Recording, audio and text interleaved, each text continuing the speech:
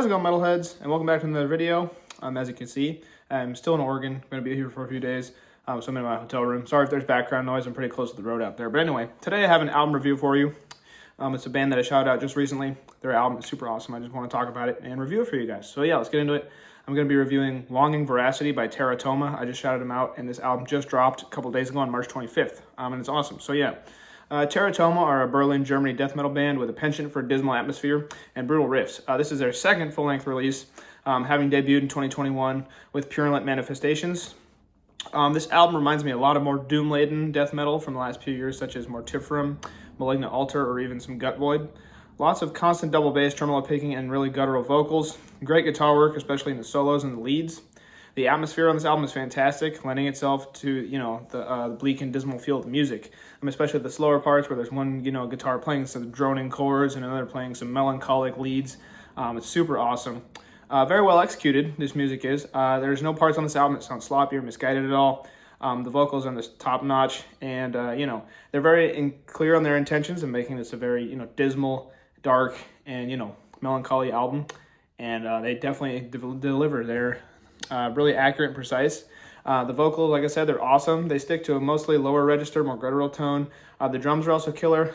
There's almost constant double bass throughout most of the songs, which is crazy. Good stamina for the drummer.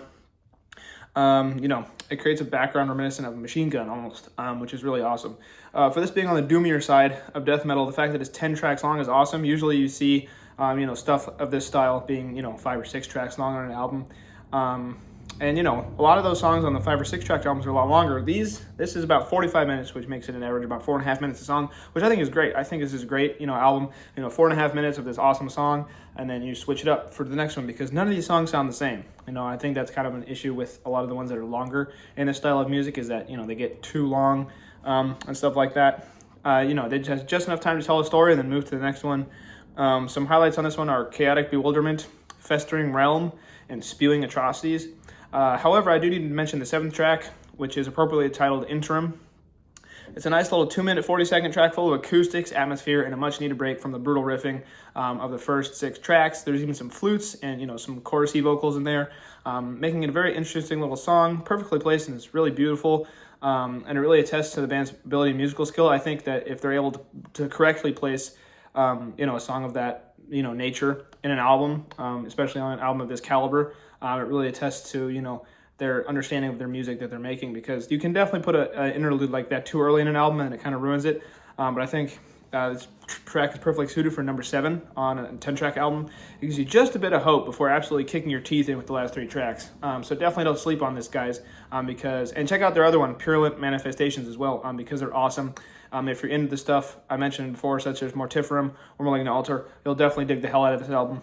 It's definitely going to be my year-end list for sure. I don't still don't wear it yet, obviously, because the year is far from over, but definitely on the top of my list so far for the year.